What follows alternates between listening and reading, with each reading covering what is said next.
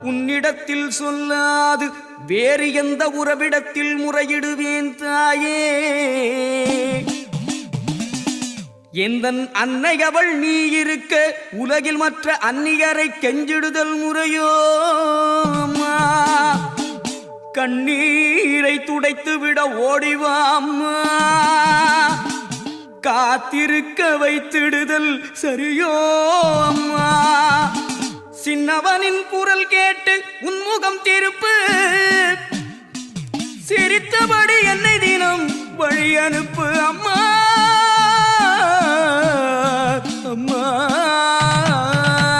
கற்பூர நாயகியே கனகவல்லி, காளிமகமாயி கருமாரியம்மா. கற்பூர நாயகியே கனகவல்லி, காளிமகமா